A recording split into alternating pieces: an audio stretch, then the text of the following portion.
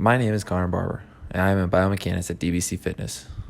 Biomechanics is an area I've grown to love learning and teaching about with my background in engineering and my experience in training pro-level athletes including Amari Stoudemire, as well as having time with players including Melvin Ingram, Norris Cole, Jalil Okafor, and many others. I'm making these videos to bring a higher standard to trainers and understanding the math and physics behind training. So whether you're training Cristiano Ronaldo, the next come-up athlete, or your neighbor's grandmother, there's something that can be applied from every one of these videos for your training session. Our topic of education is on rigid bodies. What are they? Why do we use them in physics? And why do we want our core to act like one? To begin, a rigid body is a solid body of mass that does not deform in any manner. The distribution of the mass is considered to be even throughout the entire body. Now, we may use rigid bodies in physics to help simplify the math when the amount of deformation in a body of mass is so small that it can be considered negligible. To not use rigid bodies would complicate the math quite a bit and would typically require higher forms of math to help solve the problem.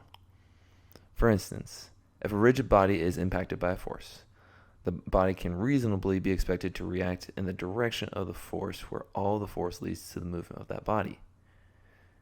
If the body was not rigid, though, then the result of the impact force would lead to other reactions besides movement in the direction of the force.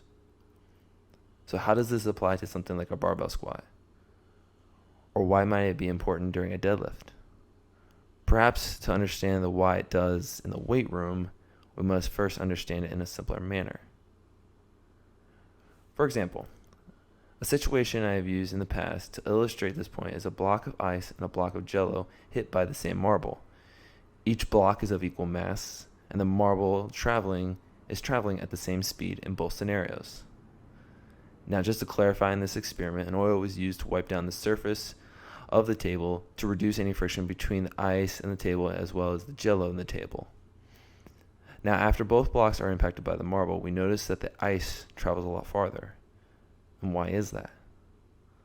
This is the part where we notice the ice behaves much more like a rigid body than the jello.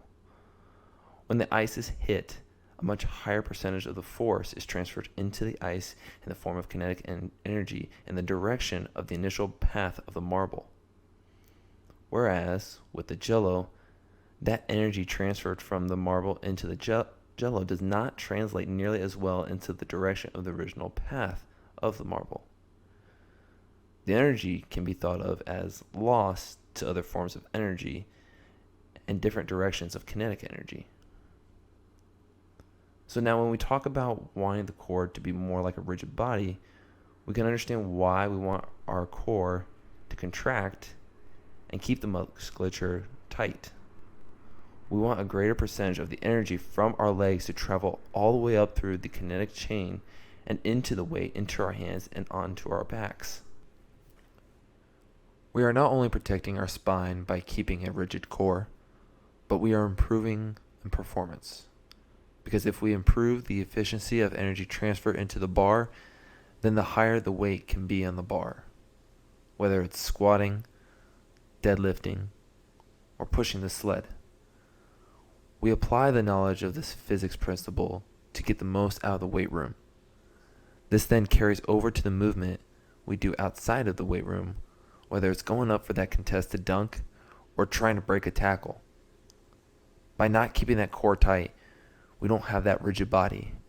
And so we risk not only spinal integrity, but work that could have been accomplished on each rep of each set.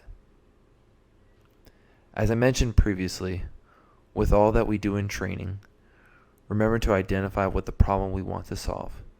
Include our known and unknown variables in the person being trained, and state our desired outcome. Like a simple addition problem, improving our abilities as trainers requires us to be step-by-step problem solvers.